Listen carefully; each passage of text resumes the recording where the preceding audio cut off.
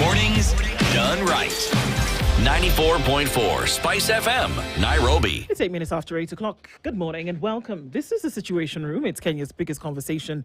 And we get into another one this hour, a very important one to do. But before that, let's remember some very special people, shall we? And you know what I've realized?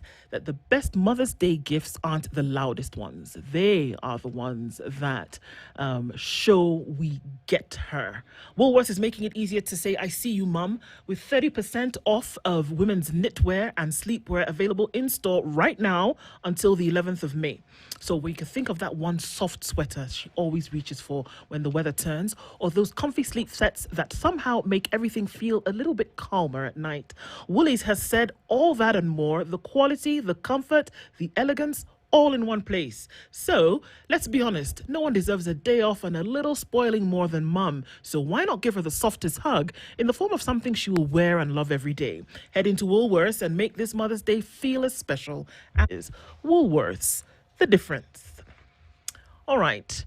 This hour, we get into a conversation with the Cabinet Secretary in the Ministry of Labour and Social Protection. Dr. Alfred Mutua is here in the hot seat this morning. Good morning. Morning. I'm very happy to be here. I like your radio station. You do? I've been here several times. Yes. And you've always been very, very good and fair. Mm-hmm. And it's good to be back.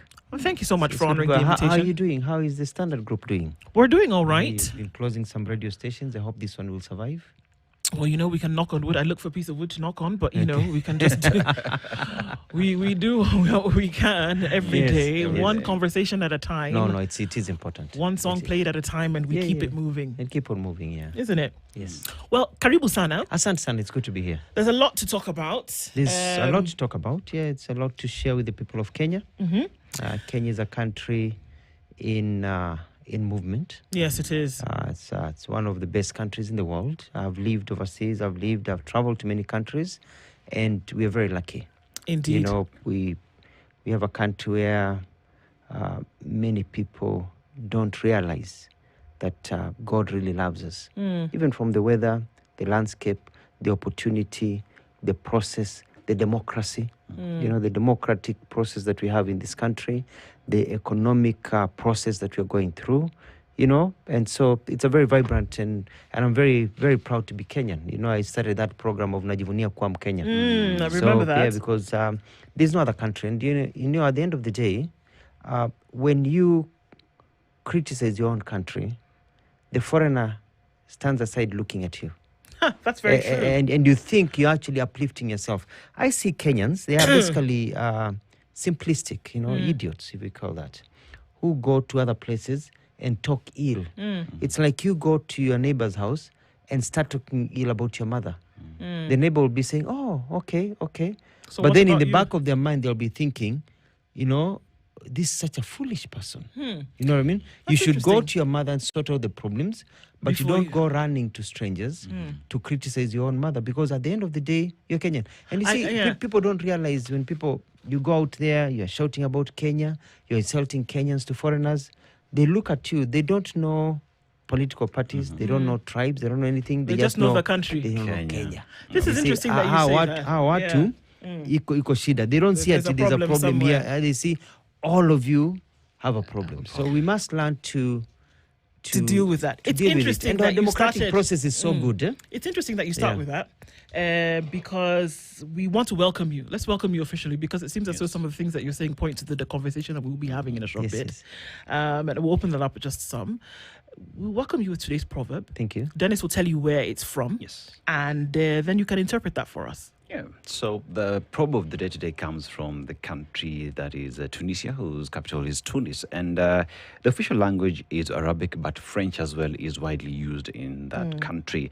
They have a population of around 12 million people. And the ancient Carthage, just one of the historical facts about Tunisia. The ancient Carthage, one, is a powerful city-state, now a famous archaeological site in the area, as well as Tunisia is home to incredibly well-preserved Roman ruins like the Duga and El Jem Amphitheatre. I know you've traveled a lot, perhaps. And one of the things that next time you go to Tunisia, you must experience is their souks, their markets. Just go experience in terms of their jewelry. And that's the where we got to, when you say metalworks. souks, that's where we got the word soko. Soko, yes. Yeah, because it's Arabic, exactly. souk is soko. Yes. And our proverb for the day, a liar's rope is short, a truth's rope is long. What would you make of that? It's very true. Because you see, time catches up with you. And I always give the example of there are people who are armchair revolutionaries who have never actually done anything, but they're very ready to criticize and tell you how to do things. And the truth eventually comes out. Yep. There's a man called Hislop Ipu. He was a comptroller of State House. He told me a story about his village, about some people were just seated and they were talking about how things could not work, things were not working. And then this young man came from studying and he got a piece of land that had a lot of rocks. And people laughed at him. And he cleared all the rocks, put them aside. He started kupanda kitungu. He pandered. People thought, what is this young man doing? We've been sitting here for a long time. We know how things are done. And eventually, to cut a long story short, eventually used the rocks to build a house, got some cement, ended up buying a car and everything. And his life continued. And the people were mocking him because they were not seeing the end result. Because we have people who are not able to see the end result. I consider myself an artist. You know, when I make films or when I paint, I'm able to see how it will look like. You talk to landscaping artists, they see the end result before it's done. But others are not able to see the end result. And so they are able to connive and complain and paint bad stories and everything. Now, when you tell a lie, it always catches up with you. One of the reasons I don't lie is because I read a quote when I was a young man that says that when you tell the truth, you never have to remember what you said. Right. But when you tell a lie, you need 3 lies to cover up the lie, and 3 lies to cover up each of those 3 lies. Yes. And it always catches up with you. And it's never ending. It's never ending. Okay. And I think the thing that people do nowadays, which they don't think they are lying, is exaggerating. And you can exaggerate and lie in the exaggeration. Unaulizwa ilikuwa namna gani? Haya kaifafa. Ungemuona. You know, you're lying, you're exaggerating. You know, you find a road accident, you say, how is it? Hai sema gai. Yani ile mbili ilikuwa imwagika hapo. And it's somebody who had a scratch on the leg. Indeed. You know what I mean? Yeah. And here you're exaggerating. So when you exaggerate, it's a lie. Okay. And it always catches up with you. Well Great put, well interpretation said, of that yes. proverb, indeed. So let's get into this conversation, CS.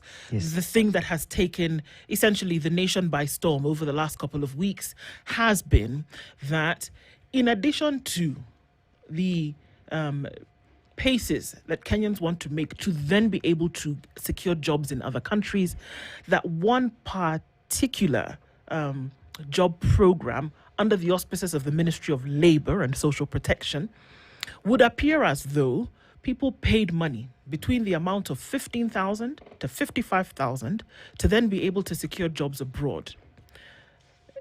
According to the reports, that folks who paid this money have either not been given the next step in terms of what they were supposed to do, or have not then traveled and have not secured the documentation that they need to go, and it has been called a scam. Is there a scam going on at the Ministry of Labour? Actually, first of all, which report? Well, I mean, we've seen the reports. We've heard from members of Parliament. We've heard from individuals. Which report? We've heard from... Let me tell you. The question is, I'm issue? answering the question. Yeah, I'm is there asking a such an question as I issue? answer Yeah. the question. Which report? There's no report. There are no Which- people who've said anything There's about there's this. no person who's paid any money and either not traveled or gotten their money back. Okay. Period. Okay. There is no person who has been offered a job, changed their mind, they didn't want to go to the job, gotten their money back, or being told to wait, you'll get your work, and they have not gotten their work. There's nobody. You know, we are creating a crisis that is non-existent No, for personal gain. No, let me. I'm answering your question. I would like to understand what has happened. I don't want through to this go program. into perpetuating lies because I don't want to go into another person's agenda. You know what I mean?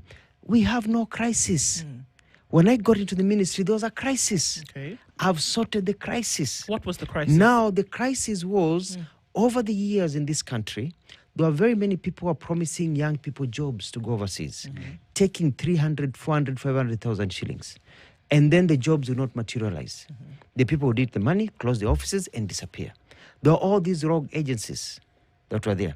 When I got in, I had a meeting with all the agencies and I told them, listen, we are not going to play this game anymore. If you have a job for somebody, let's say Saudi Arabia, Dubai, Germany, and you interview that person, and that person, you give them a job offer, and they pay you money for the ticket, for all the things that you're supposed to process, and somehow, because these employment agencies cancel jobs, they say it's taking too long, they give it to another country, or we have reduced, we were asking for more, we didn't think you'll get more, they reduced. Give back the money to the people who paid, okay? Or get them another job. Don't con them. And by and large, and I'm very proud that I sit here, majority of these companies, nearly basically 100%, have been doing exactly what I told them. I have deregistered companies. I have blacklisted companies, and I'll give you a list of companies I've registered who have not adhered to that principle, you know.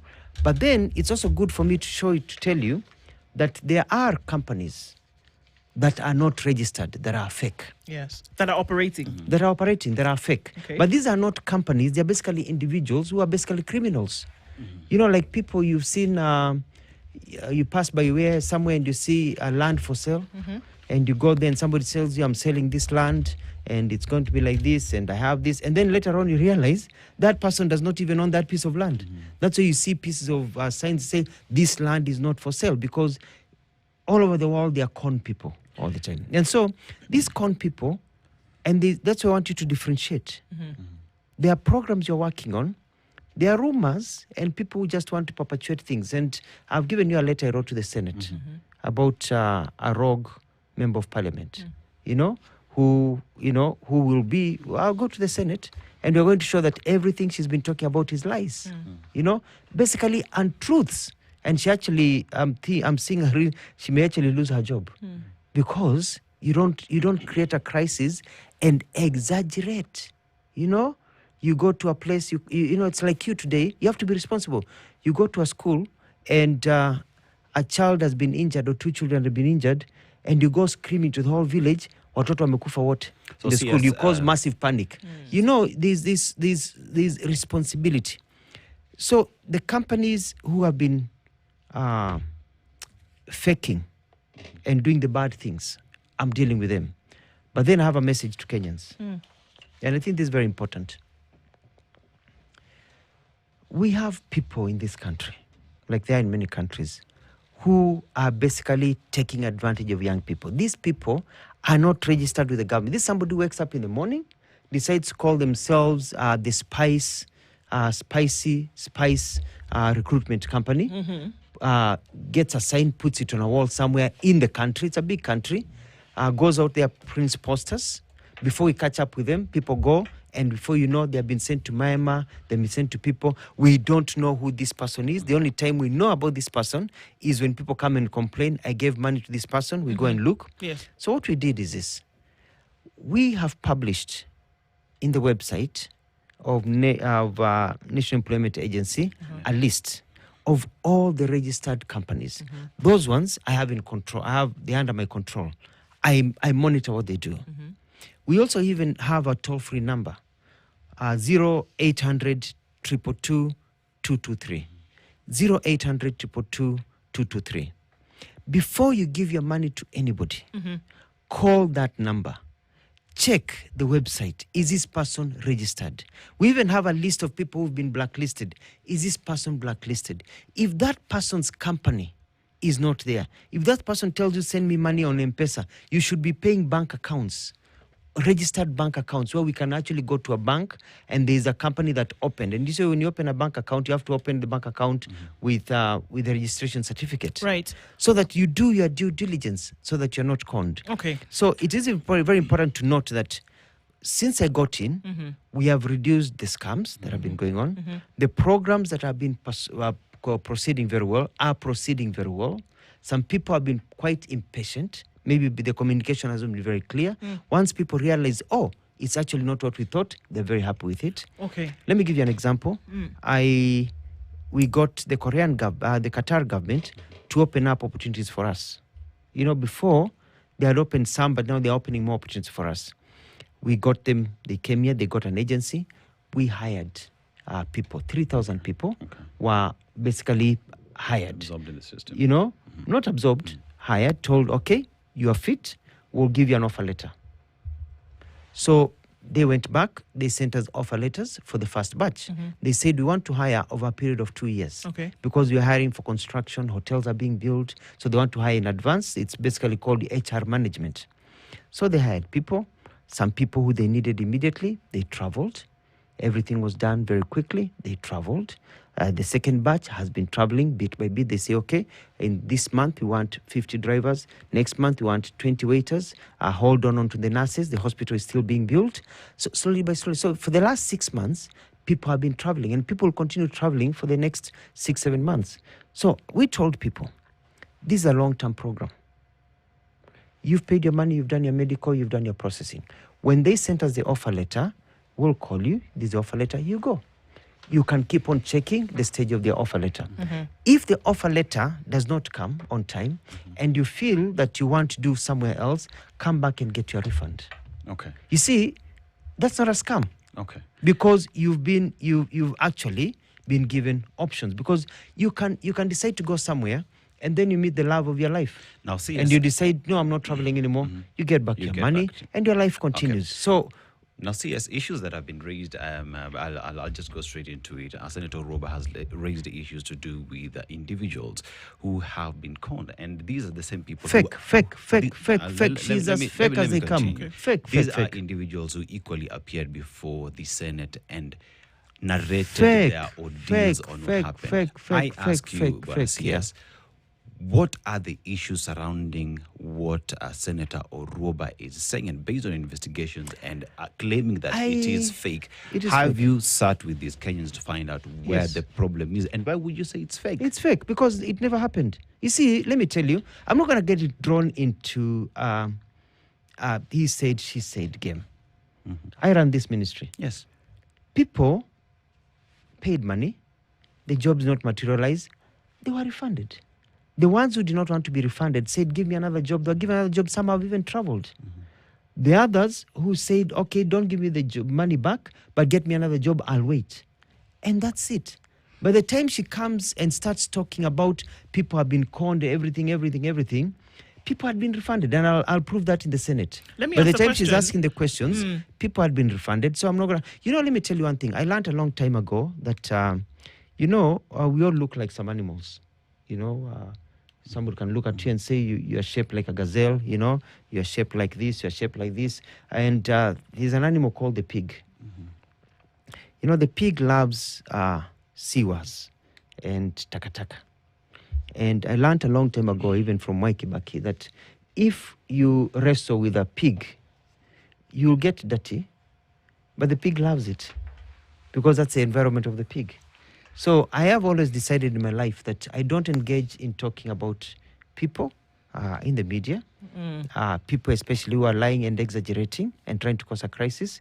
We deal with them officially. That's okay. But let's look at the issues, yes. And I think it's important for us to do that. I don't want to give me issues. I understand, but I need to ask you a question that have been manufactured by other people. That's fine. I'm not going to play in that pigsty. With all due respect, we keep going back to the pigsty, and we should refrain from that for a minute while we look at the issue here. Let's because you did mention. Ask me. Hold on. Allow me to ask the question. Yeah, ask. But also, allow me to ask you the question. Can I ask you something before you ask? Ask me questions where I can enlighten Kenyans. This is what I want about to do. How we want to develop the industry, what they need to do, how to get opportunities, and all that. Not to be caught in this pigsty manenos that are not taking Kenyans anyway. It is understood, but it is important for people to understand what happened for two things. Number one, so that they don't get caught up in a dragnet again. Exactly. And number two, that they have the vital information that they need. Yes. So the question here is, you mentioned that people who paid money and for some reason didn't get the job asked for their money back. My question is, What happened between them paying money and them not getting a job? Are you able to explain that? Yes, that what happens. happened in that What instance? happens, and this is now, we can talk about the industry. What happens in the industry is this. You get an order from a company, and the order says, give us 5,000 people. Unfortunately, the Kenyan system of processing is a bit slower than some countries. We are competing with Ethiopia, we're competing with Uganda, we're competing with Philippines, with other places. So they want to fill a 5,000 quota. So as they fill the quota, they realize that other countries are responding faster than we are responding. Why? Because of economics. Our people at times don't have the money, they're not paying on time to get the visas processed and everything. So those jobs are given to other people, and you're told, you wait, we'll open up more slots. Okay. So at times jobs have been lost because of our speed, of the way we process things. Other companies just decide, for example, what they are recruiting for has not come through. For example, there's massive construction going on in the Middle East. And they have targets. They say, okay, we are opening this brand new hotel, and we want drivers, and we want hostesses, we want waitresses. We want them now because the hotel is opening in May. Come April, you've recruited all these people. They tell you, the contractor has a problem. The hotel will open in August, not in May. So we have to delay the intake. But please don't, you know what I mean? Don't cancel, we'll do in August. So people are told the hotel is defined, it's in August. So it takes time. So that happens all the time. Is this information communicated to Kenyans who've made this payment? It is communicated. I think what has been happening, and this is where now I have to tighten the screw and improve the system, is that the communication system has not been very good. I told Senate yesterday, I'm going to write new regulations which will make sure that there's a time limit and there's a system that is predictable, so that once you pay your money, there are updates all the time, that come to us as government, but also go to the people you've taken money from or you've told that you're going to get jobs for. Okay. And then ikiumana kabisa, you tell people, I'm sorry, I tried, this job not come through. Can I move you to another job somewhere else? Or I'm sorry, I'm folding. There's no, but you give people what makes me really unhappy is when you find people who are struggling with nothing. They sell their land, they sell their property, they borrow money, and they give to this person, and this person just takes the money and vanishes. That is terrible. But you see, the good thing is that the numbers have really gone down. We've put the pressure. I've made the DCI. I have a list here for you of 153 people and companies which have been operating, and they're not registered, who are under investigation and got their files. And I'll be talking to the DPP because I want some of these people to go to jail. Okay. I want some of these people to suffer. Sorry, okay. Because they have been calling people. You mentioned the slow speed of response. For example, a construction company is building a big hotel in Sharjah, whatever the case may be, and they need Kenyans. They come through your office, and they know that there's already that agreement between the two countries. They never come through my office. Whatever process they use, just by way of example. Yes. Whatever process they use, has that slow speed of response, which by your own admission is a problem, then been dealt with? Because obviously you can see the problems that it causes on this side. CS, all it does is take a moment. If I have paid 55,000 shillings, which, truth be told, for most people, it's not money that they have sitting there. If they had it, they wouldn't be looking for the job in the first place. Yeah. So the response mechanism or the response channels then that are or are not there bears a heavy responsibility for this person who is waiting for information. What do you do, or what are you doing in the meantime to ensure that you can actually respond with the alacrity that is required for these people on the other side, whereby you're giving them what they need and you're appeasing Kenyans on this side who've paid 55,000 shillings that they don't have? It's very simple. What I realize is that, first of all, there's a big challenge. There's a lot of bureaucracy. This is a government of bureaucracy. We inherited the British system of bureaucracy. And I got in and I found that it took a minimum of 1 month just to clear somebody to be ready to travel.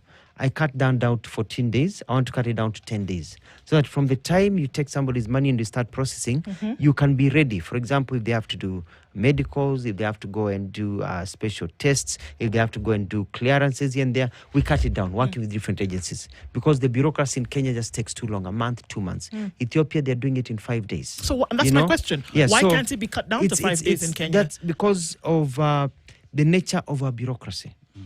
The nature of a bureaucracy, and something we've been talking about even with the president. And it's a bureaucracy that has become so process-oriented. We're a country of memos, And meetings. You don't move. And me, I'm chap.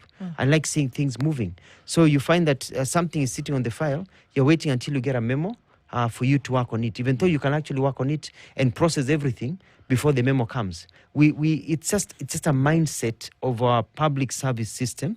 And you go and you want to go to the National Hire Board, you put in your documents, it takes 2 to 3 days. You go here, you're getting this. So everything seems to take 2 to 3 days to come through, instead of doing it in 1 day, which is a system that I hope we'll be able to get there. I'm pushing and curtailing it down. I have a lot of pushback because people in this country live with fear also. These people live with fear. Nobody wants to make a decision. Because you make a decision that you think you're doing the right thing, the next thing you hear, ESCC are looking for you. How did you do this? Because also, we look at process. We are more process than results. You've not stolen any money, you've done, but your process. So people have pushback.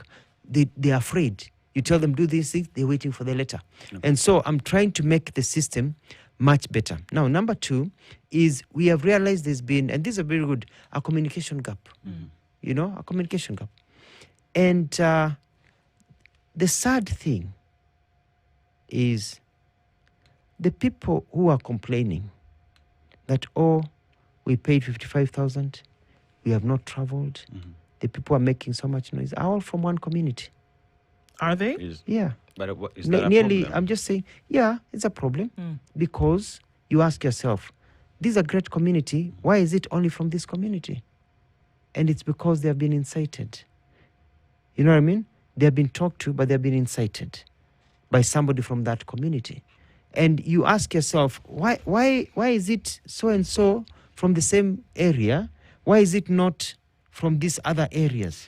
And I had a press conference, and it's good for you maybe to get some clips and air them, whereby young people brought themselves, the ones who are traveled, and one of them asked and said, I come from this community, but we have to be very careful because tunachoma. Because now agencies are saying we don't want to work with this community because a delay of 1 week, they're taking to the streets. You try to tell them this and this, they don't want. It's either their way or not because they have been incited. Because that community is a very good community. They're very patient, they're good people. But you see, when you incite people for personal gain because you're trying to run for office or something, it brings a problem. So it's basically taking advantage of people, and it's quite sad because it's a hard-working community. I want to take you to task on what you're saying. Yeah? Yes, please do. Because then again, you'd take an example of, let me take Senator Roba. Let's just have that conversation because she's the one here. Now, it is a question of, she comes from a certain community and she went back to her people because the government has said it is creating opportunities for the people. And she went back home. Charity begins at home, talked to her people, and the people came forward and went through the processes, paid their monies and whatnot. And if at all the jobs that you say something happened and they are not able to travel, how many of these people that you're talking about paid the monies? How many have been refunded? And those that have not been refunded, what is the process in terms of making sure they travel? If you have the numbers, because it is your ministry that is the custodian. Let me give you an answer in 2 parts. Answer number 1 is that this senator is not the only person really cares about her community by herself.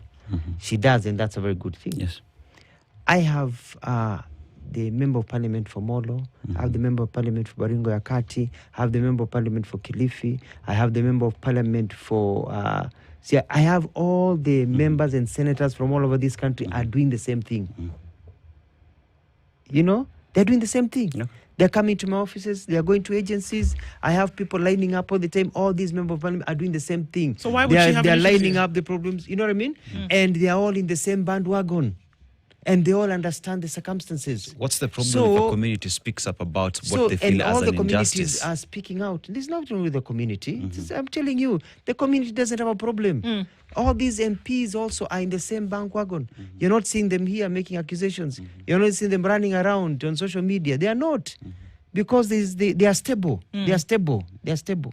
You know, so they are not inciting their youth. They are stable. They understand. Why would If you they have call a it problem, incitement, though? it is incitement because there are people from other communities that are even larger numbers who have not traveled, who are the MPs. You know, For some they are reason, the vast. communication is being made to them, and they The understand. communication is made to everybody. I'd like to take a break on And, this, Prince, yes, yeah. and we can come back and look at these issues a little bit more, because there's some things that you've said we would like to then be able to Yes. understand that on a national level, because this is not about one community. No, it's about everyone. Kenyans from all over the country who are trying to find an opportunity to And go as you take a out. break, you have to ask yourself this: if all these communities in the country, with all these leaders in the country, are all in the same program, they all have the same delays, the same issues, why is it that only one community is making so much noise? We'll come And back it's a and lovely we'll- community. We'll come back and Because we'll the look at that into leader detail a in little that bit more. community The politics has obviously gone- comes has into gone play wrong. here. So- We'll come back and we'll continue with that. The Cabinet Secretary in the Ministry of Labour and Social Protection, Dr. Alfred Mutua,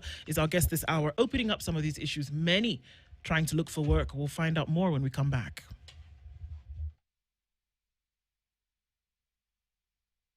Is that there of process of asking these questions and understanding these things, yes, is that there are many Kenyans spent money who have borrowed money to travel, or those who are thinking about it and would need an understanding of exactly what happens. Now, this 15 to 55,000 shillings that folks pay by your own admission, what is this money actually for in terms of facilitation? What does it do? You see, they're different. You know, one of the things that I've been doing is that once I got into the government, I realized into this ministry that people are being charged so much money for processing, because you find that, for example, you're paying for medical, you're paying for your ticket, you're paying for what is called a service fee to pay the HR company on the other side that has given you the work, you are paying for attestation of documents, you're paying for the visa, and so it accumulates to 250,000. Okay. So I figured, I said, how can I negotiate such that companies in some countries can provide some of these amenities? For example, you go to Qatar, and some of the companies say, okay, we'll provide the ticket, we'll provide this, and this. Accommodation will provide this, I will provide a free visa. So the rest of the costs, for example, where you need to do your medical, you need to have what they are requesting for a guarantee amount of money that needs to be put down, blah, blah, is the one that now is quantified to that maximum amount of money that you need to ask.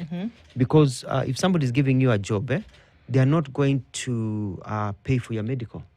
What if you fail and you're not employed to that company? So you pay for your medical, you pay for the guarantee, you pay for the attestation of documents, and it is well listed, and it breaks down the amount of money, so that it's not 70 or 80 or 90 or 100,000. So that somebody is making some little money, and majority of the money is actually going for work, Okay. which is a breakdown. When you hear people only paying for 15,000, you know what that means? It means transport has been provided, attestation is free, visa is free, everything is free, even that person is getting some service fee, so they're only paying 15,000 for just the medical. Okay. You know what I mean? Yes. So when somebody is being asked for 15,000, they should be very happy, because it means that everything else is already covered. So if you pay the 15,000, and for some reason, some people go and others, the program stalls in the middle, and you're told, sorry, we're not able to go, come and get your money back, or we can move you to another country. You paid 15,000. Okay. You can't start screaming, you are conned. You know, you're only scammed if somebody took your money, and when you said, give me back my money, was not able to refund you the money, you know, that you took. But Okay. also remember, if you did medicals, you know, and this is what, you know, because this company is also, I need to be fair. I need to be fair to wananchi, but I also need to be fair for people who have families, who are running companies. In biashara, kama hii yenu hapa, Standard Group. Yeah. You've taken somebody's money, you have paid a lab. Somebody has gone there, they have withdrawn your blood, they have done the x-rays, they have done blah, blah, blah, blah, blah, blah, all those things. And then you say, oh, I've changed my mind, I don't want to travel. Then you say, I want exactly the same amount I gave you to give back to me. That is not fair. Because the lab has already been paid. You know what I mean? Yeah. And the job, if somebody says, okay, I want back my money, and they tell you, okay, we'll give you back your money minus this. Or are you patient enough for me to get you another similar job? Because all you want is a job. But then if you incited, you say, no, I want my refund now or nothing. You're giving back your refund of what is remaining. In how long? It's usually immediate. So if Within somebody a day or makes two, a complaint a week today, or 2 years, you get your money back. You get your money back because the money is kept somewhere. I've made sure that money is not spent. So whatever was remaining, the money is kept there. And I've not had challenges. People who say, oh, we spend the money, I have to go to the bank. I give them a maximum of 1 week to refund. Okay. And they have been doing refunds. You know, it is sad. Mm. Yesterday something came up. I can talk about it. Something came up in the Senate where one agent said that he had people who he had migrated to go to another country. Yeah. And they were traveling from many regions. And somebody from that region, she told him, cancel everything. So he cancelled 36 people. And they didn't travel. They got their money back, they didn't travel. They are stuck with 15,000 shillings, 10,000 shillings, whereas their friends have gone, will be earning 100, 200,000 shillings. But because of incitement, he had to cancel because this person said, cancel, give back people their money, you're calling them. Okay. He gave them the money, he canceled their program. Others who are not being incited from other places, they're able to travel. So who is losing here? Okay. It is the young woman who is struggling to find a livelihood, who is suffering. And that really hurt me because I go around in this country, young people come to talk to me. We were recruiting the other day, and a young man, we went to this church in Githurai. In Roy Sambo. There were about 10,000 people. And we are trying to get them to be, and the recruiting process is going on. All those people, I met the agencies that are recruiting them, the jobs and the monies, and we are trying to find how we can support them using the youth fund, Uwezo fund, some of them so they can go. So the process is going on. So they are going through the list. Within the next 3 months, we'll start seeing them travel. You Because mentioned it's a that process. there were only people from a particular community who were complaining. There was a were- gentleman, Yes. his name is Godfrey Gathai. He's a carpenter in Nyeri County. He borrowed 55,000 shillings from his wife to then be able, and his in-laws, to be able to get a job in Iraq. He is a victim of this issue. We also see another lady. Her name What do is you mean Doreen. is a victim? What do you call him a victim? Of this particular issue, where that he paid the 55,000 Yes, shillings yes. and he's yet to get his money back, but was also asking questions in terms of what was going to happen. But It happened- but you see, the thing is, Allow me to finish this. It's also good. so that you can explain this. No, you can perpetuate a lie. I'm not a I'm not- lie can travel around the world Before the truth has a chance to put its shoes on. I understand. The question I have for Gidai is this: when you are not able to travel, did you ask for your money back and they said no? You see, that's where now This is my you question. call yourself. CS, So you call yourself a victim. Again, allow Yes. me to finish. Yes. Because before we went to the break, you mentioned that all the people who are complaining are I from said one majority of the are people from complaining one community. are mostly from one community who have been incited. Yeah. But this Majority. this is an This is one example. I'll give you a me second 10. one. Give me 10. No, give I'll me give 10. you two because Give we me don't 10. have time to do Give me 10 10. because No, we there are have other time. issues. We still have 10 minutes between Doreen the show. Biaki, Give me 10, 15. Doreen Biaki is Yes. a grader operator. She Yes. applied for a driver's job advertised by the ministry, and she attended interviews at the Kabete National Polytechnic. She paid 15,000 in cash for a medical, and despite initial assurances that the process was free. Now, that's an issue I want to ask about. Where she was told previously that the process was free, she was then asked to pay 15,000 shillings. Remember, I said that we would like to look at the issues. So what is the question there with Biaki? The question is, if previously having been told by the same people who got in touch with her at the first, that she got in touch with, that the process was free, why then do we ask them later to pay a certain amount of money, in this case 15,000 shillings? Yeah, because it's very clear. People tell you when you go to sign up and you go for the interviews, they tell you you're not going to be asked for a service fee, 50,000. You're not going to be asked for ticket, 45,000.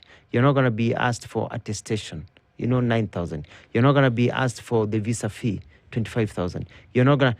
All of those are free. In other words, 200,000 shillings out of this one. But for your medical, because nobody can pay for your medical before you get this job, it's 15,000.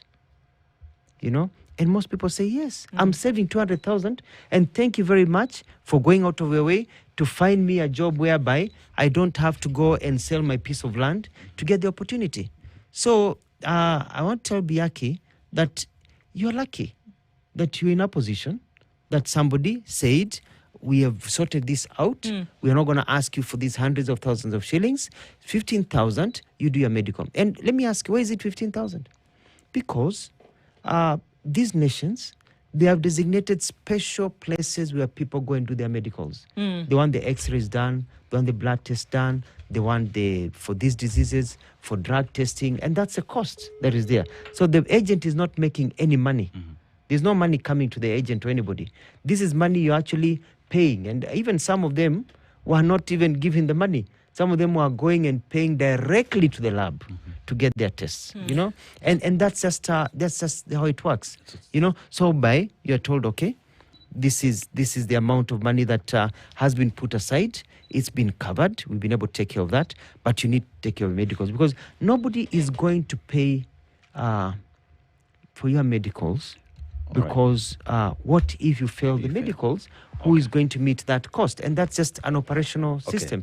And I was very happy about programs. I'm very happy about programs where people are not charging a lot of money. Okay, CS, when you talk about the Kazi Majuu program that is ongoing, the government has been going... And a very successful program. The government has been going to these countries, negotiating and pretty much just requesting that Kenyans get these opportunities there. One would assume it is government-to-government agreement. And through that, the government as well, through your ministry, appears to be the chief agent for these jobs. In ensuring that Kenyans get these jobs. The monies that are being paid, one would come here because it is the government that has advertised these jobs, and we trust the government of the day. These monies are paid to whose account? Okay, let me get back to you and tell you something. First of all, because you've said that these monies are placed somewhere. I'm explaining. You see, when a government goes and signs a deal, let's say, for example, we just signed a deal with the European Union on trade. Yes. It's not the government trading with the European Union. No. It is Kenyans who now have opportunities to trade with the European Union. That means that if you grow spinach, I was told you grow spinach. If you grow spinach in your farm, now you have an ability, as a Kenyan, that market has been open to you. You know what I mean? It's been open to you. You can trade there. When we go and sign a government-to-government deal with a country, it means that Kenya is now open, and countries give quotas. All countries give quotas for immigration. They say, we want a quota of 30,000 from this country, 20,000 from this country, 10,000 from this country to come to our country. Those are the maximum number of visas they can give. That's a quota. So the government goes and bargains for a quota. But it's not the government that is going to be sending people. You understand? It has opened the way for the Kenyan industry to participate. Either you're selling pineapples, you get a quota for pineapples. It's like the AGOA system. The US market says, the US government says, we have AGOA, we'll take so much from agriculture produce, we'll take so much from your country. So it is not the government that is selling. So a conducive environment is guaranteed for which business can happen. So that's the first thing I wanted to say. Okay. Now the second, so it is now our agencies who now get these jobs and take our people there. So these jobs, for you, the opportunity has been open. For example, if you get an opportunity to travel and go and study, you find that the government, unless it is a direct scholarship, where the government to that government has said, we are going to take these people, we are paying 100%, unless it's that, and it's not that. They just open the way, then you meet the costs because the opportunity has been open for you to go. And remember one thing, nobody forces you to go to any country. This is true. Nobody forces you to travel. So you're told this is the way it works, and because there's an opportunity. Let's take Germany. Germany was open. The German government is not providing jobs to Kenyans. No, it's a German sector now can look for Kenyans to work in Germany. You know what I mean? And because we signed an agreement. Whereas now Kenya becomes a place of choice. So you get agencies who go, talk to other agencies, get the opportunities, because they know now a Kenyan will get a visa and an opportunity to to be mobile and go to Germany. So then one of the roles of the ministry is to ensure, for example, Yes. that all of these agencies that are operating to recruit Kenyans to go for these jobs under which this agreement has been made. First of all, are registered. They're registered and that Yes. they're operating according to the law. Yes. And that they're operating according to the requirements of NEA, which is the National Employment Authority, and all of these things happen in tandem, and that you essentially are fishing out rogue agents who don't operate, right? And that's what I've been doing. And Would the role also include, by the ministry, sharing all the... You see this information that you've told us about? It used to be 200,000 shillings. Yes, It yes, no yes. longer is. Yes, That yes. upfront, you know that if you're paying 15,000 shillings, it's on a piece of paper. If I were to apply to a university in England, for example,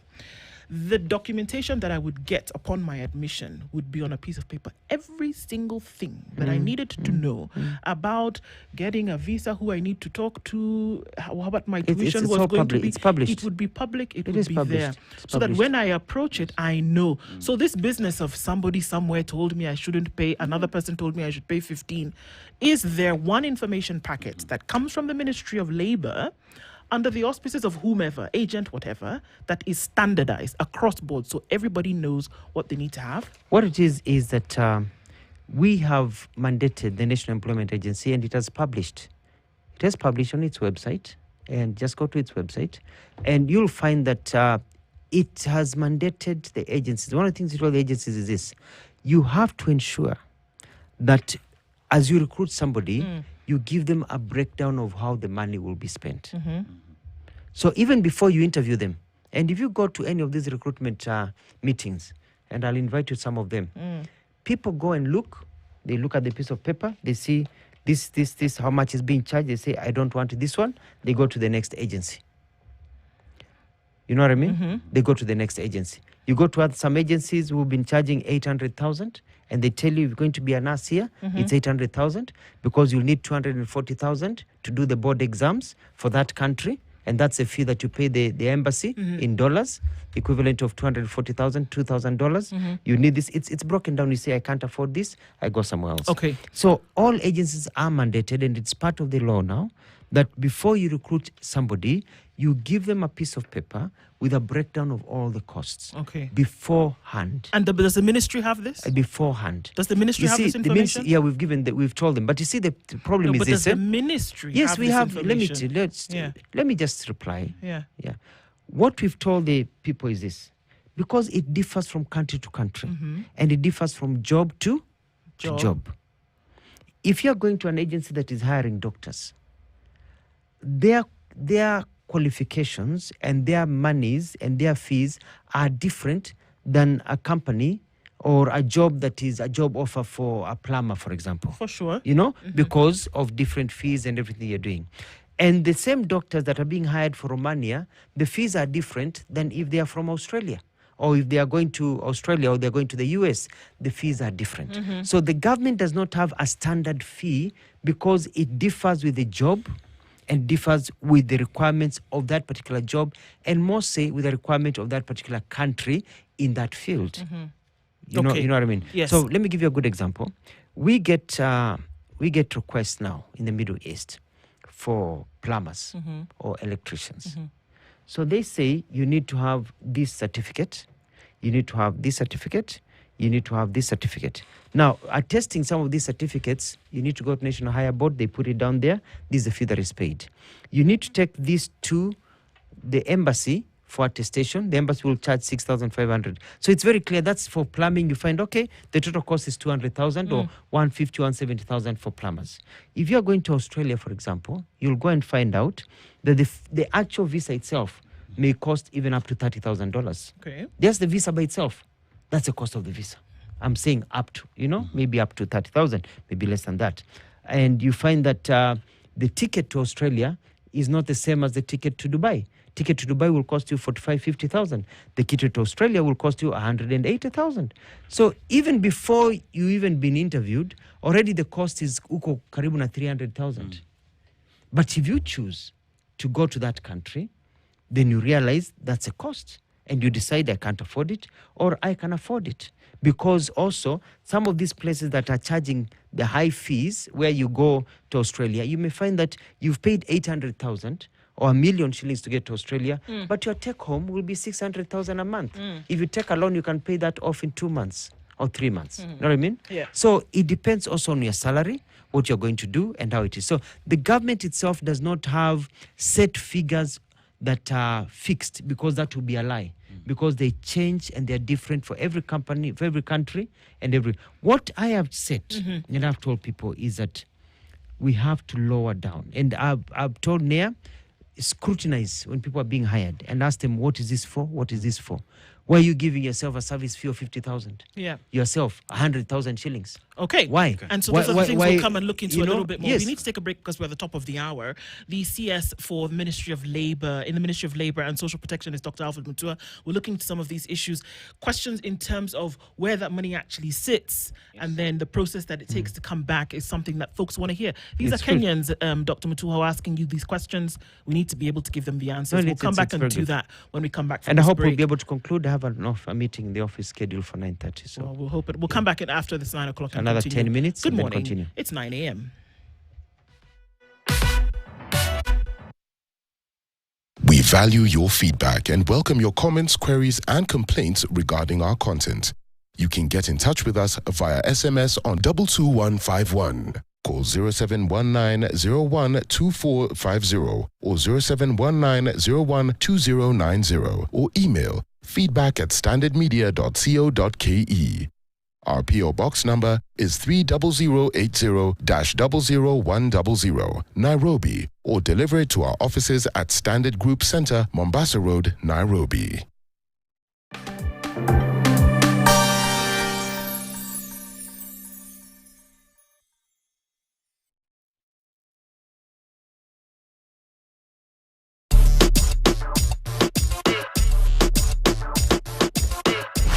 Straight up ndio show ninapenda. Fungua TV, keti kwa kiti, eka setup alafu feel inaweza. Huwezi fumble, huwezi gamble. Kisha vile watu wanaweka energy vizuri tamashani. Dance na mimi. Ladies and gentlemen, they call me Joe the Best. That is JOEDBS-T. And remember, Straight Up Show, we bring you the A-list artists all around the globe, because this is how we roll. And when we talk about the movement, crazy energy, this is what I'm talking about right here on Straight Up Show. DJ Tatua. Kisha vile watu wanaweka energy vizuri tamashani. Dance na mimi. Zoni gani wanaleta maiza mabani tunaka vizuri. Dance na mimi. Strani za kizimbi team si lazima ni tingi. Tutani koma bibi na unasonga huko kila mahali mbali unatoa then you come mpaka when you are not nearly mpaka sawa sawa. Okay mtosi. Usikuwa umeniitia hizo wasimu sana. Nimekuja tu kwa sababu umeniambia kuja kuna nini? Sasa nikwambie mama. Hatuna kitu mama. Mwambie. Ile kitu utaenda kunjionea leo. Sikundanganyi. Ni ajabu. Makaa inaendaje kwa nyama? Na mimi ndio nauliza. Hizi senyu zinaingiaje kwa makaa? Kwani nikikona ingo hivi mikakati ninjeke kona. Ndio ngone kwa. Tuta fuata vile tulipo. Unajua kitu moja inaitwa mikakati. Leta mtu manage nyumba yake. Mimi msichana nitafuta hapa. Nilete panga inikate. Inikate miguu. Excuse me sister, kidogo. Ani majirani wako? Kabisa. My good neighbor. Na wewe? Ulikucha lini? Nasingo, twende. Tupige hiyo kitu yenye mnafanya. Come on.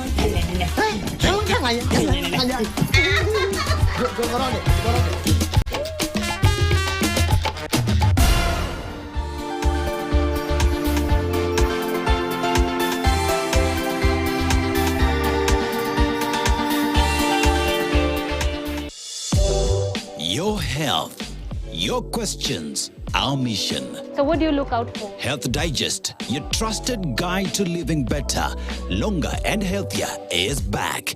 And it is bigger and better. We're just gonna carry on with the treatment. From cutting-edge medical breakthroughs to everyday wellness tips, we uncover the facts, bust myths, and bring you expert insights that matter. Our target for tuberculosis is to make treatment much easier. Whether it's fitness, nutrition, mental health, or medical advancements, we break it down in a way that's easy to understand and act on. Stay informed, stay empowered. Don't miss Health Digest with Gloria Milemo every Saturday at 9 p.m. only on KTN, where your health is our top priority. In a city of passing lights, some people are just meant to be. It's how we fall in love and keep on chasing on the edge of destiny. We grew up into different worlds, but now we share one dream. Everything changes, we never change. Tomorrow is promised. Let's go home for you and me.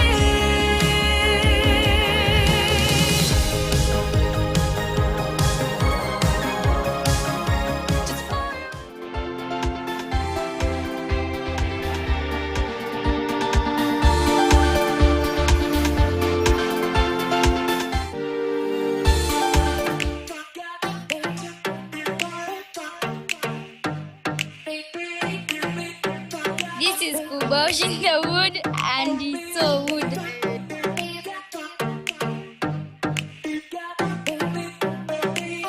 The Situation Room hosts in the hot seat the Cabinet Secretary in the Ministry of Labour and Social Protection, Dr. Alfred Mutua. And we're looking at issues across the spectrum here. And when it comes to the fees that Kenyans are asked to pay, whether it is by agencies or whoever but direct, that we see the reality that the reason why people are looking for these jobs is that they don't have this money in the first place.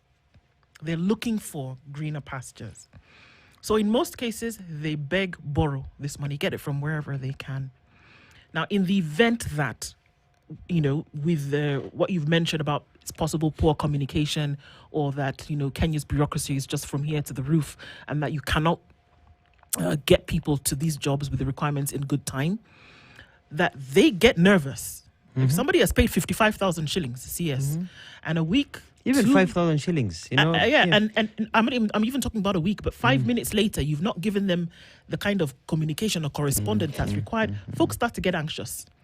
So now, if it's 2-3 weeks down the line and they don't know what's happening, and that's it, they do not know. We can color it whatever we want to say, but they do not know what is happening. They will get very nervous. So number one, when they pay this money, this one that we're talking about, for which you went to Senate, for which you went to Roy Sambu to recruit people, this money that they pay, where does it go? Yes. Where does it sit? And in order for you to say that when they ask for a refund, it comes back immediately, where is it coming from? It is, for example, you see, you deal with a registered agency, which is a job, which is also a company. And you pay, let me give you an example. You pay school fees for your child for school. Or let me give you a better example, actually, real estate. You've been told, tunajenga nyumba hapa, ziko hivi. You pay money. The money goes to the account of the company that is selling you that property. Okay. So that when that property is not built, it is up to the company to pay you back. And the courts have been very clear. The company pays you back. So it is not the work of government to keep people's money. It is the company that is registered under the rules and regulations, registered not only by us in the ministry, but also by the registrar of companies that adheres to the rules and regulations of companies. You take people's money, you don't provide the service, you give back their money. Standard operating procedure. It's like you enter into a contract, you meet the contract, or you do whatever needs to be done to settle the contract. So the money is kept by the agencies. So we have told the agencies, keep the money, don't spend the money. Even if you spend the money, we don't care. We just want the money given back to the people immediately. And I've been quite upfront about that. Some agencies say, okay, give us 1 week. We have to go to the bank. We had moved the money into a certain account. We had already paid. We are waiting for the refund to come back from overseas because we are cancelling. So, okay, 1 week. And I can assure you, basically, I'm dealing with a success rate of over 90%. Okay. You know, so when I talk about a crisis that used to be there, people disappearing, people now are very scared because I'm very tough. You know, I don't want to know. Okay. You know, I don't want to know that you've taken somebody's money, you promised them a job, it didn't work out. You should be able to give back their money. But the problem is, and here you are absolutely right. Are you absolutely right? And it's a lesson we've learned. The communication process has been poor. Has been poor. It's an area that I did not get into. I did not realize there's such a big problem in communication, but it has come to my attention. And so that's why I've said I'm not going to leave it just to the agencies to communicate at will. I'm going to decide and tell them, you know, with my officers, how to communicate with a timeline of communication so that it will bring down the anxiety. So that if you've given somebody your money, it's not working, you know, you're supposed to get a regular, you know, communication every 2 weeks or every 3 weeks of this nature, in this format. Not somebody calling you by phone that you cannot quantify. I want a written explanation, either an SMS, an email, or something that is quantifiable, so that when you say nobody talked to me, there's evidence that you actually talked to and you responded. See, as you've mentioned about when these opportunities come through, one is expected to pay for medical, which we understand. But then again, there are those who are asking for more than the 15,000, others asking for 55,000. Is there a possibility for your office to come up with a requirement that all that a job seeker would have to pay is for their medicals, and after which the job has been guaranteed, everything has been guaranteed, the pipeline is ongoing, then they can pay the additional money because the job is guaranteed, tickets are here, you're going on a certain date? Is there a possibility for you to come with that directive? What usually happens is this, we've already given directive. The way it works is that you don't do your medicals before you get your offer letter. Okay? You don't do your medicals before you get your offer letter. Some, because the offer letters were promised and they're coming, and you want to move the pipeline, you do your medical as you wait for your offer letter, especially if you've been interviewed and been told you've passed. We had a challenge a little bit with some of the jobs that people had gotten, because I heard about the salary. The offer letter came back with a reduced salary. You know, different from what they had been told in the beginning. Different than what they had been told in the beginning. And I Right. said no. I said we're not giving these offer letters. I told the agency, write back to the employer and tell them, even the government of Kenya said, our people are not slaves. They can't work for peanuts.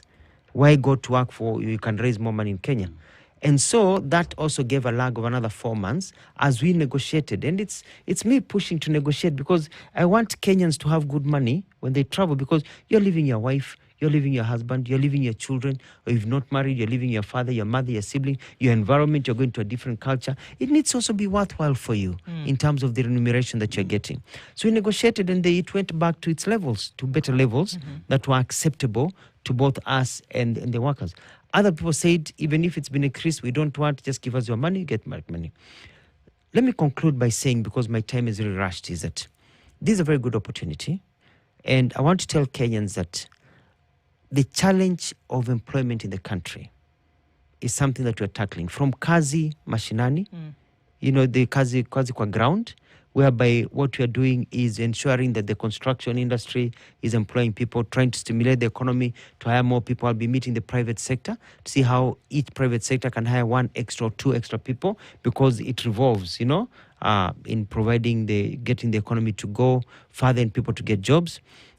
Kazi kwa mtandaoni, whereby young people, even as you wait for these jobs to materialize, you can actually go to the internet and make a lot of money. As you work, you know, for companies when they're sleeping, you're working in Kenya. All these people with ICT, and it has not been popularized. I'm going to go around the country with the ICT minister and his team to tell people how to empower young people, how to get those opportunities. And Kazi Baharini, whereby we've got so many jobs for cruise ships. We've got jobs for people to work in the sea, as you know, they're working in ships for cargo and everything, whereby we are opening up those opportunities. And Kazi, Majuu, people going overseas for different jobs. Yeah. All these are opportunities that we're working hard, because I want people to be employed and to be able to go and work in a good place. All of these sectors have their own issues. And all you're doing as government is moderating, making sure that people are not being taken advantage of, people are not being conned, people are not being misled, so that people can be able to thrive and get a livelihood. What would you do better? And so what I am doing is ensuring the people of Kenya that I'm about to go around the country with more work. Okay. And to cover the issues of money, His Excellency the President has really guided us with this money is called Uwezo Fund, which is to Wezesha.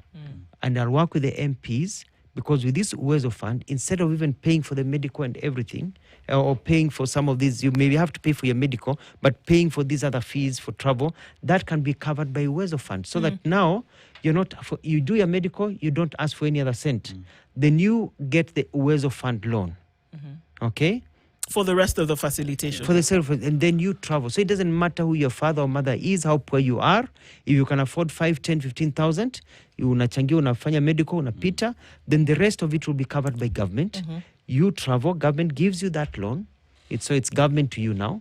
You get that loan, you travel, you have a standing order. Within 6 months, you pay about a quarter of your salary, half of your salary, and you can go there for 2-3 years. Is this still an idea in the minds of the ministry or for the president, or it's actually happening right now? I am implementing it together with the Ministry of MSCs. Yesterday, Uwezo Fund was able to transmit into an account for 220 people in this pilot project. My move is that within 2 weeks or 3 weeks, people will be traveling with this fund. Then we roll it out nationwide. Okay. It's a fund with quite a bit of money. The same with Youth Fund also, which has been giving people. So I have been spending sleepless nights myself trying to think of how I can get majority of my young brothers and sisters opportunities to go overseas. I grew up very poor. I know the pains of sleeping hungry. I know the pains of looking for even 10 shillings. I know how poverty bites. So that would like if that money went missing and that is why I get frustrated when I see people lying and making a crisis out of something that we are not even sleeping, working so hard to ensure that justice is done and pushing for the rights of people so that more people can get opportunities. And I know we come from a country that is very big on activism, but we can activist ourselves to failure, So I think it's a right of every person to question. It's a right for every person to want to get information. It's a right of every person to doubt. But also, let us modulate, because you're looking for work. And if somebody has not given you your money, please report to me, report to us, report to the DCI. I'm going to make sure you get back your money. So how would you do things differently? You talk about... For me, it is the issue of communication. Allow me to finish the question. Because now you speak about different areas where, job opportunities lie. And now we've looked at a situation where it could have turned uglier than it already is. Because public perception, whether it is true or not, is still public perception. And that is what rests in the minds of many people. How would you do things differently now moving on through those sectors to ensure that, number one, if I come and I pay 50,000 shillings, 100,000 shillings, whatever the amount may be, that I'm either assured of the things that you've said would be available on a website where I can get all the information. And if that doesn't happen, within a week, like you said, I get my money back. I think that system is already in place. That system is already in place. People, since I got into the office, the agencies that are calling people, the ones that are crooked, we've shut them down. We are doing investigation. We are going door to door all the time, making sure when we get complaints, we move with speed. That has actually been done. Okay. Even when you talk about perception, I'm telling you, I get so many messages every day from my phone in the office of young people. And actually, even when this whole manufactured crisis has been going around, I've had so many people tell me, Mutua, just forget those people. Can you come to our village and give us jobs? I was at the airport the other day. going to a certain town. I met this gentleman, said, "Mi nimesikia kelele, my people are asking me, wameniambia Mutua because I can meet you to tell you." I was walking in the streets of Nairobi the other day, I met some young people, wakaniambia, "Mutua hizi kazi wachana hiyo kelele, sisi tunataka kazi." People want to work. People can identify between propaganda and the reality. And people can identify, and people of Kenya are not stupid. People of Kenya are very good people, and they know when people are genuine. And people of Kenya know that I am genuine, and that I mean well, and I'm working hard. Where we have failed to do a very good job has been that aspect of people being able to be communicated to properly, being able to be told properly how they can get, and I'm correcting that. I'll have timelines and everything. But overall, if I was to give myself a score of how we are performing, we are at 80%. I'm saying if I was to rate myself, you also have to rate yourself. Even if you're going to do an exam somewhere, you need to go doing an exam knowing where you stand. We are at 80%. Yes. And we are going to get to 90%. But for me, my joy is when I see young people. And I take people to the airport all the time. And you see a young man standing there with tears in their eyes. And they tell me, not only, it's not even about climbing, getting into an aircraft. They have never even been to the airport. To them, this is a dream come true. You see mothers coming to hug me at the airport, crying because their son has been unemployed for 5 years. And that is what keeps me awake at night, because I know these people suffering, that I need to provide them opportunities, and I'm going to keep my eyes on the ball, and I'm not going to be distracted by slay queens, distracted by rock people, distracted by people all over this country who may be commenting, writing. People may do things. I'm keeping my eyes on the ball because I have a bigger responsibility, because I'm doing God's work. Yes, there is Kazi Majuu. Then there are those who are saying we want the jobs here. So perhaps what is your ministry doing, speaking with the other government agencies in ensuring that cost of doing business in the country is good, bureaucracies are blocked so that investors can invest in this country, so that citizens of this country don't have to leave this country, they do not have to pay these 55,000 shillings, that they get to get jobs in their homeland. Let me tell you the truth, my friend, and it's good to be realistic. We are going to have people leaving this country to go overseas to get jobs for the next 20 to 30 years. The economic situation of where we are over the last 60 years of independence, and that's entirely all the African countries. Even the richest country in Africa is South Africa. We've got tons of South Africans also going Kazi Majuu, because we don't have economies that can absorb everyone. No country, if you look at even the growth of Senegal, Singapore, for example. Look at the growth of even China initially. They had to send people overseas to work. The Philippines sends hundreds of thousands, not millions of people overseas to work. So this thing that the country can just expand and create so much work that nobody will ever to leave, that we need to grow the economy, it will never happen for a long time. But what we need to do is reduce the number of people going overseas by growing and expanding the economy, which is what President William Ruto is doing with his plan, with the Kenya Kwanza plan that I am part of, to grow this economy. The Kenyan economy we are now the 6th richest country in Africa. From 8th, we're actually sinking to 9th when we took over. We're in a very bad place, being blacklisted economically. We are 6th and we are going to improve. What does this mean? It means that there's confidence. You remember how you used to go for the dollar at 160, nearly 170 shillings per dollar. Now it's 125, 120, 128, coming down. We hope it can come down to 120. Means our trade. Talk to our farmers. People may say, this and this, but talk to our farmers, our agriculture sector. It has revamped with the subsidized fertilizer and the growth and everything that is going on. So it's only been 2 years since we took over. We've been putting systems in place. Things are cooking, and now we'll be able to serve our food. I got to ask you a question. In 4 years' time, ask us, what did we do in the last 5 years? Let me ask you about one thing that you did in the last 2 years, is that for some reason you constructed a house at the coast. No, I wasn't really sure about what that was about. I've not constructed a house myself. Or somebody spent some money to refurbish or to rehabilitate a home, and the statement came from you that you wanted people to be able to come to this house and then acclimatize to the climate that they would experience. You mean the Saudi house? The Saudi house. You constructed it? Yes, spent some money to build the house. It was actually funded by the International Labour Organization, right? Which has been trying to sort out issues. What we realized. What was the idea behind that? The idea is this. I realize there's a problem in the housemaid sector, And this is because people who are going out to work at housemaids were not prepared for that culture. So you hire somebody from Kadhonzweni or from Mwala, Masi, where I was born, or from, any part of this country, and they have never seen a microwave in their life. Because first of all, they're coming from the village, they don't have electricity, or they have electricity, they don't have a microwave. They have never worked with a fridge. They have never seen a washing machine, whereby they have never known that a machine can wash clothes. They think wash na kuanika, that there's a dryer, there's a washing machine. They have never used a gas cooker. They have used a gas cooker, they've never used the other one. You know what I mean? They have never used a vacuum machine because they have never had carpets in their house or a vacuum machine. So you hire people and you send them overseas to these countries, and they get into a cultural crisis. They start putting spoons or metals in a microwave, it explodes. They start putting shoes or other items into a washer, it ruins the washer. You know what I mean? They don't know what to do. So we thought it is very unfair, it is quite unfair to send our young people unprepared for failure.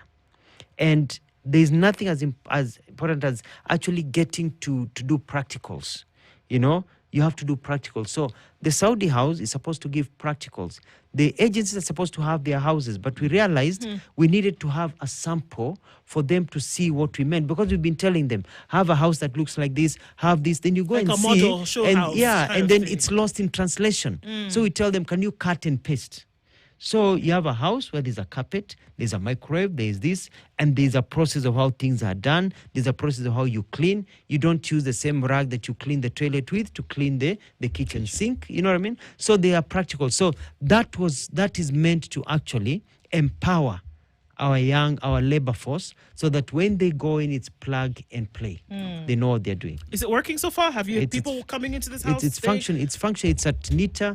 The agencies are looking at it. They're learning. They're going to put it in. People are training. People are booking and coming and training their people there. It's actually being put under use. And you'll see that the problems we had before are going to come down, because people are being sent, you're thrown into the deep end, even without a swimming costume, even without, you've never swum in your life, you don't even have anything to save you, and you start drowning. And then you start thinking still on the same matter of being thrown into the deep end, we have too many a story, because we look at the beginnings of this process, starting here in Kenya, but then we also look at the management of the process on the other side, whether they're in the Gulf, whether they're in Southeast Asia, and we've had too many a problem where too many a Kenyan, and for me, one Kenyan coming back in a box is too much. One Kenyan who's been abused in the manner in which we've seen them being abused is too much. So there lie in HR and management processes of what happens to Kenya or Kenyans when they go.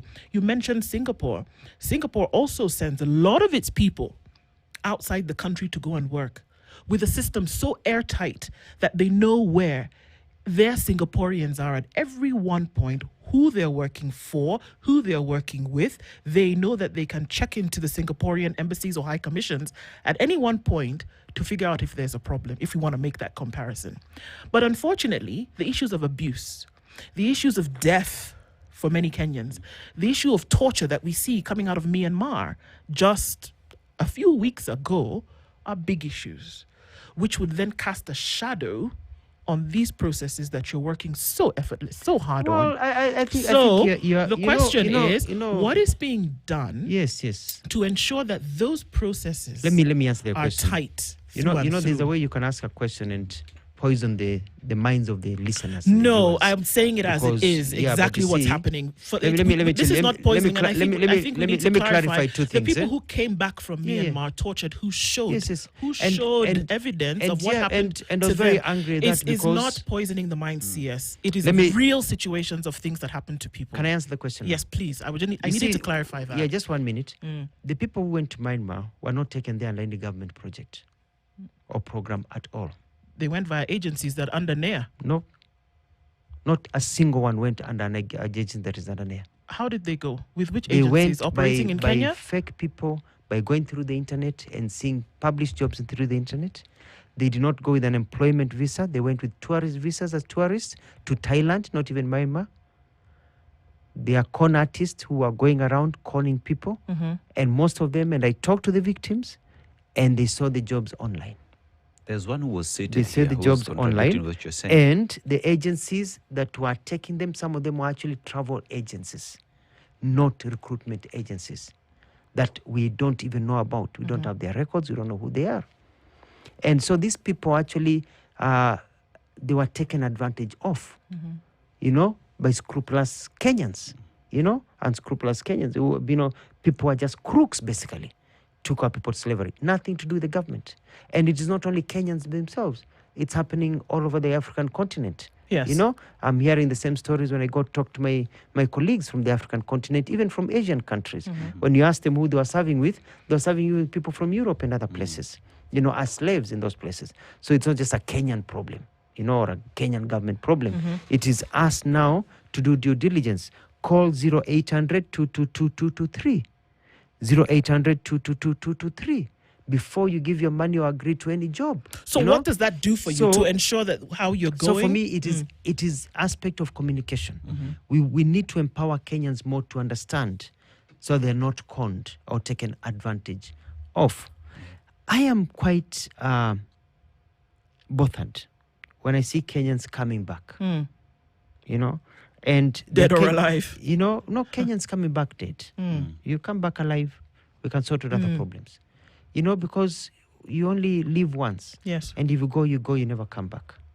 And you were born as a child, your mother took care of you. They didn't take care of you so you can go and die in a foreign land in a mysterious manner.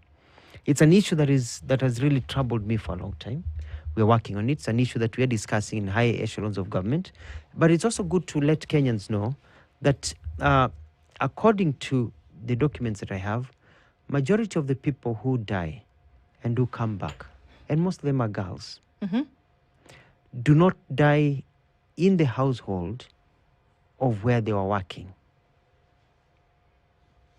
And it's important to note this. If they left here to work for Standard Media Group, they don't die at Standard Media Group. How do they die? There's an aspect called runaways, where people go work for Standard, and then after a few months, they run away.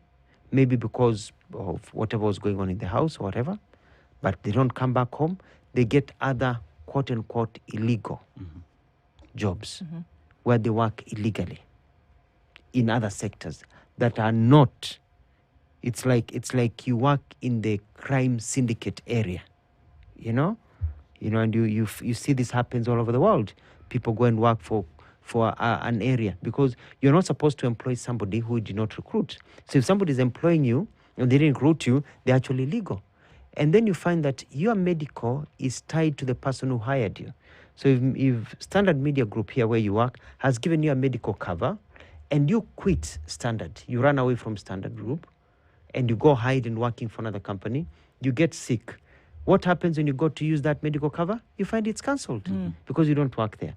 And because the cover in most of these countries is universal health care tied to that person, they only go to medical, the hospitals are basically, they don't have private hospitals, some of these countries. 99% are all government hospitals. You have to use that card. So if you go to use that card or you get sick and you go, and they realize you had run away from your employee, then you get arrested, you get treated, arrested, and deported. But because they don't want to be deported, because they're doing these illegal activities they're doing out there, that's how they fall prey. And they are misused, they are tortured, they are raped, and they die.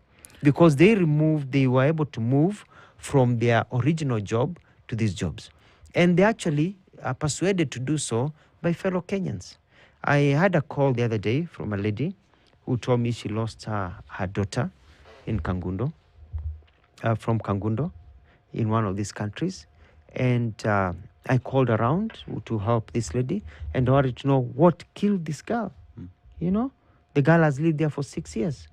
So when we followed up with the embassy, we found that the girl died in this mysterious, has not been working for the company she went to work for the last 6 years. She moved away from the household 6 years ago and has been working illegally. But the mother still thinks she's still working for that household.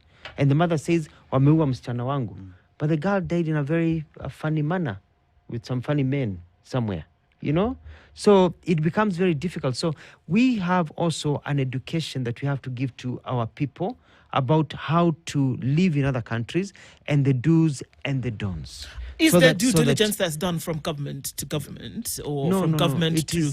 I'm asking because, and like I gave the example, like we also often give with Singapore, that at some point with a network of high commissions and embassies around the world, that would you expect that a Kenyan is aware? I remember when I first came here, I had to register with my embassy, so they are aware that I'm here doing 1, 2, 3.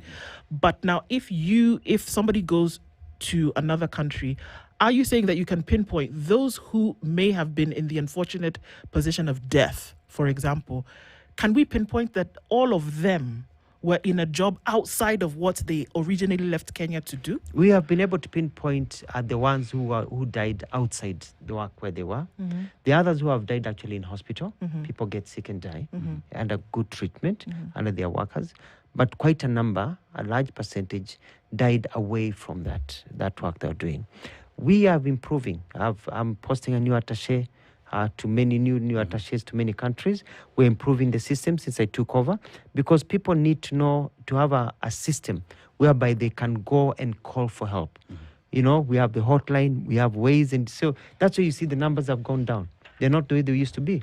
Before, we used to see it happen all the time. It's going down and going down and going down. And I'm encouraging people, please come home. I went to some of these countries, and these young people don't want to come home. They say, oh, I need to build a house for my mother. I tell them, but the behavior you're doing is not right, you know? And money is not everything. I know we need to have a livelihood, but don't endanger yourself. There's so much, unaponyoka, one time itakuangukia. Yes, there's a feeling that the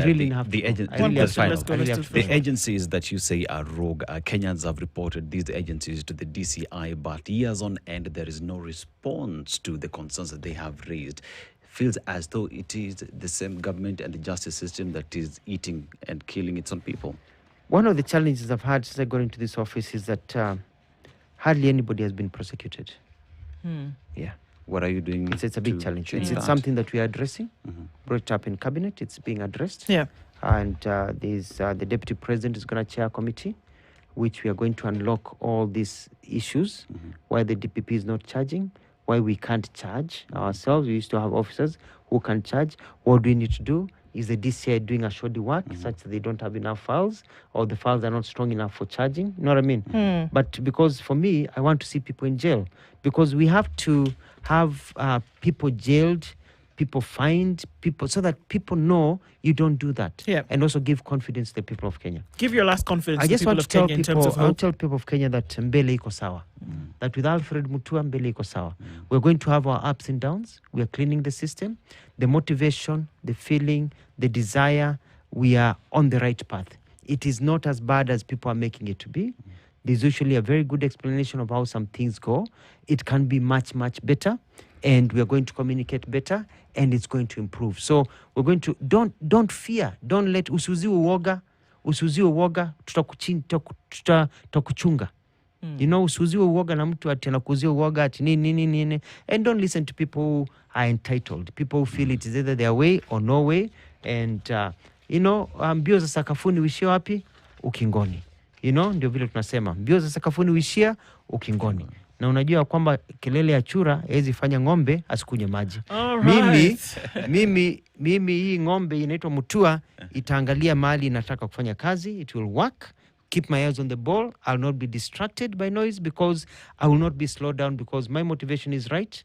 And I want people to have a better livelihood. You only have one life. And I'm going to do it with my chap spirit to ensure that you get that opportunity. Any problem, reach out to me. And I'm going to get some people locked up so people know we are quite serious. God bless you. The Cabinet Secretary, the Ministry of Labour and Social Protection, has given us 1 hour and some change to then be able to look into some of these matters. We thank you for doing that with us this morning. And of course... And I just have a request to make to you. Go. When somebody comes and makes allegations, there are thousands and thousands of people. There are all these people. Thousands. You know, if you lined 1,000 people, they would fill this room. This boardroom I'm seeing here. You can't fit 1,000 people in this room. 1,000 people is a lot of people. If you say there are thousands, there are hundreds of thousands, you know, they can fill the, you know, can you ask them to give you the list of those 1,000 people? Can you also put them on the spot to, as a journalist, put them on the spot to qualify what they have actually said, so they don't make just reckless statements. I think that because I think you keep going back to this. No, it's not only one person. I'm just saying anybody who comes to your show, anybody who does come in and talk about thousands should be asked thousands to or bring hundreds or whatever. Ask them to give you evidence, give them a list or direct you, so that you also put them on the spot, so that you're not used as a vehicle to peddle propaganda. So you're also not taken advantage of to confuse people when you are doing it at goodwill. You're trying to get good information to help the community, but somebody takes advantage of your goodwill to confuse and cause a crisis for their own means. So it's also good for you to also not to be used. Because as a journalist, I feel bad when I see you being played around like children. Because somebody's playing with your mind, and I'm thinking, come on, guys, you just need to ask one question. CS, what would be fantastic in this case is if Kenyans came and paid 55,000 shillings and they got a job and they went where they were going. And they or do. if they didn't get the job. Which country do you come from, If my they didn't friend? get their job. Which country do you come if from, they didn't for get example? the job, to then be able to come back and get their money back. See, this is what we're saying. Sorry? Yeah? You come from Nigeria? Yes, I do. Oh, my goodness. Let's not even start, my friend. Thank you very much. my Cabinet sorry. Secretary in the Ministry of Labour and Social Protection has been our guest this hour. Thank you very much. At 20 minutes to 10 o'clock. Asante. Thank you.